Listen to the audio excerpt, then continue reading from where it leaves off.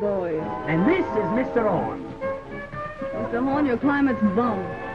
Sorry, Sadie, it's the best we got. Oh, I'm not blaming you. Say, what's this about the delay? How long am I booked for this burg, do you know? Well, I'd compose myself for a 2-week stay. Well, that being the case, what can't be helped, as the saying goes. That job in the field keep all right, Sadie, so I shouldn't worry about it. I never worry, little one. Make the best of things today, because it can't be worse tomorrow. Besides, I like the boys here. Hello, handsome.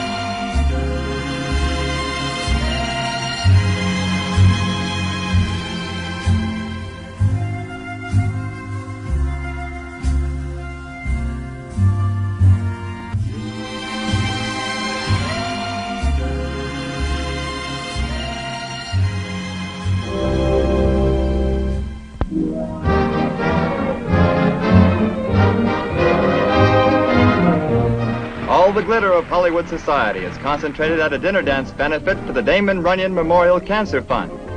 The $100 a plate dinner at the Mocambo was stormed by contributors eager to do their utmost to help combat the dread disease. Hundreds of others were necessarily turned away on this sellout occasion.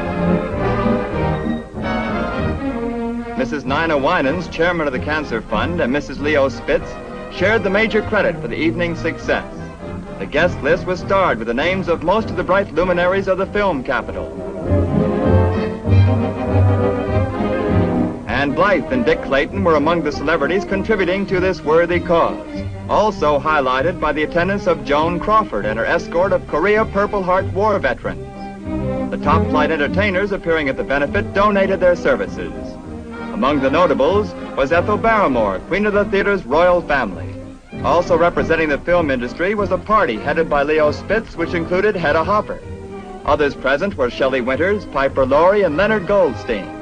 Thousands of dollars were added to the Memorial Cancer Fund by Filmland's heartfelt contribution.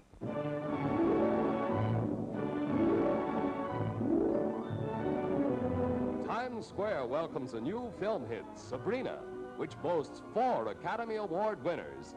Guest for the New York opening is William Holden, starred in the film with Audrey Hepburn and Humphrey Bogart. In town and present for the premiere is Grace Kelly.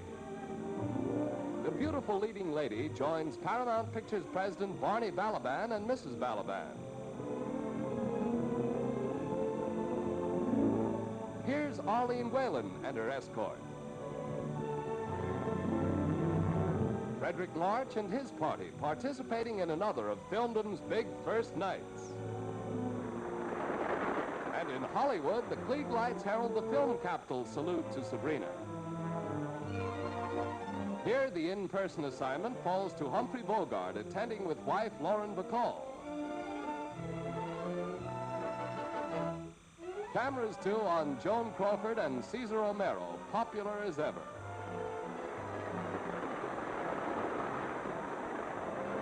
Paula English and Charlton Heston in a glamorous party as Hollywood and New York go to the movies for a dual premiere.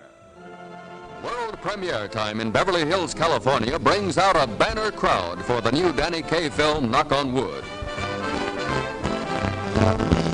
For stars in your eyes, lovely Marilyn Maxwell. Here's Dean Martin, need we say, of Martin and Lewis. Arriving with her husband, Jean Crane lends glamour to the festivities. Here, too, is Joan Crawford, one of Hollywood's longtime favorites. A cheer for the popular star, Danny Kaye. Danny plays a ventriloquist in the film and brings along his partner, Clarence. Now the focus on Sylvia Fine, Mrs. Danny Kaye, who wrote the words and music. For the world premiere of Knock on Wood, a brilliantly gala evening.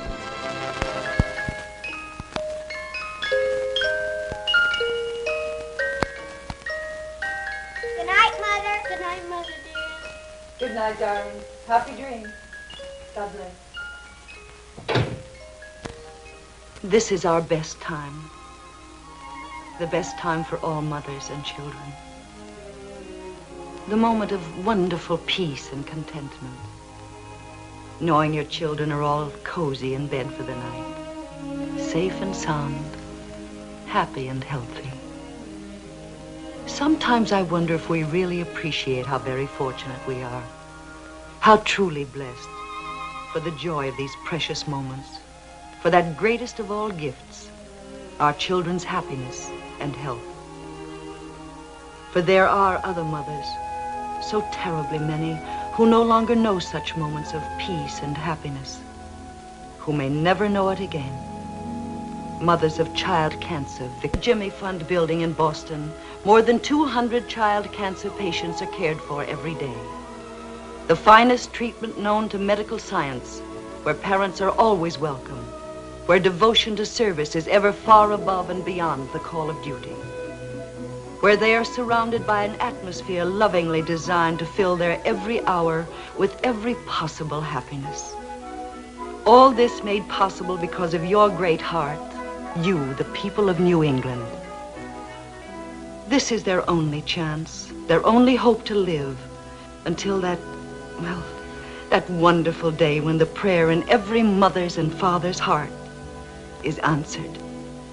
And research scientists at last reach the goal towards which they unceasingly strive. To track down and destroy this cruel killer, cancer, which takes the lives of more children than any other disease. Thousands every year. Oh, I know, you're probably sitting there saying, isn't that terrible? But what can I do about it? What can you do about it? You can do a great deal. You can give these little children their only hope, their only chance. You can help speed the day when the cure may be found. You can save a life, a child's life. And thank God tonight that child is not your own. You can help by giving to the Jimmy Fund. The Jimmy Fund, Boston, Massachusetts. In a few moments, members of the theater staff will pass among you. Please give as generously as you can. Please.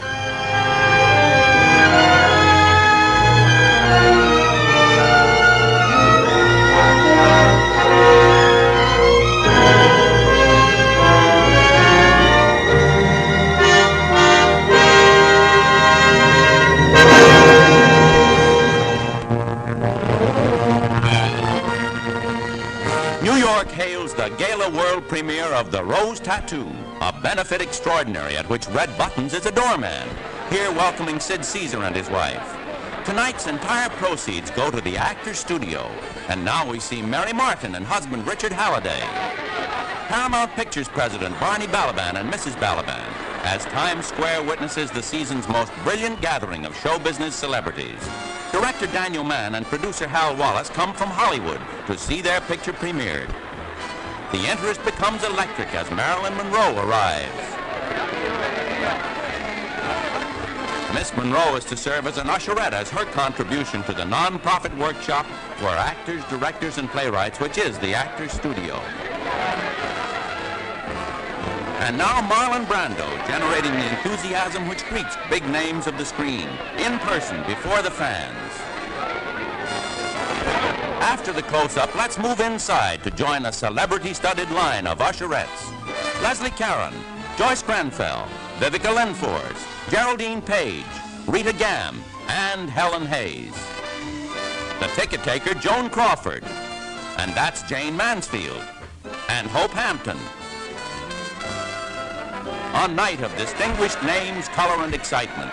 And Gotham's salute to a new VistaVision. Would you make any comment, you have been around a few years in the business, would you make any comment about the Natalie Woods and the other young stars that are more or less taking over the forefront these days? I think they're lovely and very interesting and very talented. What do you mean taking over? Well, the majority of our motion pictures now seem either to star Elizabeth Taylor or one of our young starlets, just numerically speaking. I think you named them starlets. You said it, I didn't. Do you think they have the stature it takes to become a star as you have and others that came up in your era? Well, they haven't worked at it long enough. And their pictures cost about $15 to $20 million more than they should cost. Do you think they're overrated? Well, they can't even pay for the negative cost. Joan, I understand you just came back from Palm Springs. You look very healthy. Thank you. And why are you in town? That old joke? Every actor who has a tan, they say, oh, I see you haven't been working lately. No job. Oh, that brings up a question I wanted to ask you. You know, they do this every year at the Academy Awards. I've heard the questions always say, are they just as glamorous as they were last year? What do you feel about the Academy Awards? Do you think it is really Hollywood's big night? I think it's the biggest night we have. It's part of our family. It's part of our group. It's part of the thing we should go to. I had a discussion the other day with somebody who said, oh, golly, I just don't want to go to the Academy Awards. It's too much of a deal to get dressed in the traffic and the party afterwards. By golly, they owe it to their industry to get out and be dressed and be as glamorous and do everything they can to be a giver that night. That speaks well, because I have often wondered that myself. There are a few, not too many, but there are some that do not go to the Academy Awards. Now, what about yourself? They're making so many interviews with you as the businesswoman, the tycoon, the giant. How does this sit with you? I'm not the giant or the tycoon. I'm merely a member of the board of the directors of Pepsi-Cola. Can I mention it? Oh, you certainly can. I must say, if I was going to be with any corporation, what a chairman of the board you make.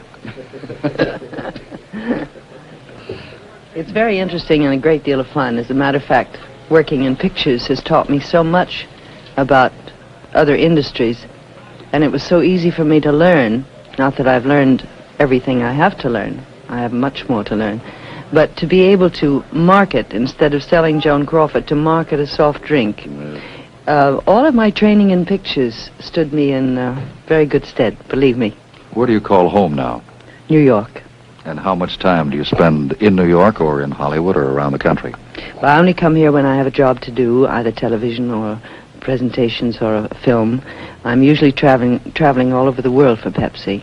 I've been as far as Leopoldville in Africa and Beirut. And Do you miss California? no, I love it when I'm here to work, but it's very depressing to come out and not have a job, because everyone has so much activity. You say, where am I? Well, you know, I got lost. And you want to get back into another activity, and I'm so grateful for the other activity. Do you have much time to relax? You, like at Palm Springs, do you play tennis? Do you play golf? No, I don't have time for that. I had 2 weeks for the first time in 2 years. I just came back from Palm Springs. This is sort of a silly question, but I know many people want to know, do you like to play cards? I love gin rummy. Are you good?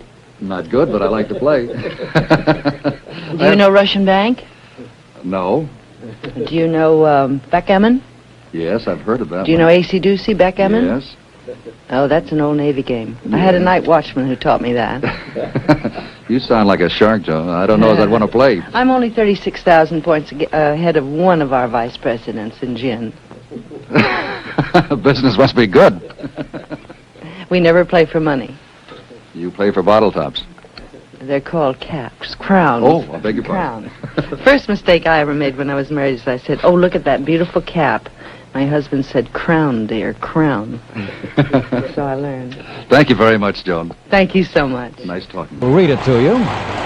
For his continuous efforts to focus the attention of trade and public alike on the importance of showmanship in the merchandising of entertainment in all media, end quote. For Levine, in accepting the award, it was a pretty good week for him. 3 days later, he won an Oscar for his production Yesterday, Today, and Tomorrow.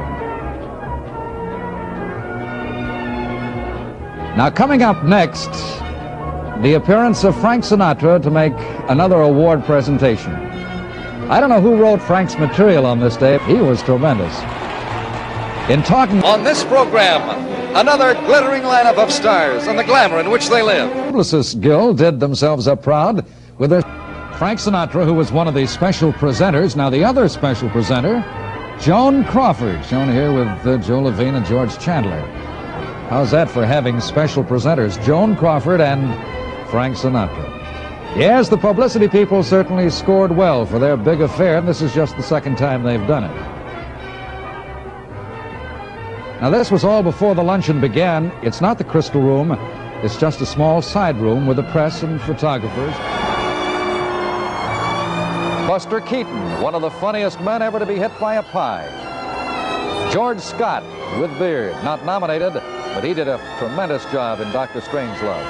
Here's a handsome twosome, Roger Smith and Margaret. Roger, former star of 77 Sunset Strip, now scoring heavily with some fine stage work. As for Anne Margaret, a night of beautiful women, she was one of the more striking.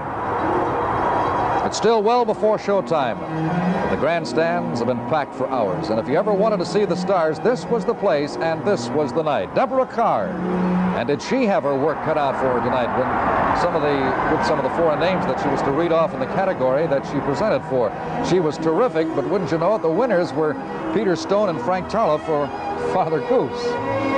Angela Lansbury, one of the presenters, one of Hollywood's fine actresses. We mentioned earlier some of the great stars. Charlie and Keenan Wynn just arriving.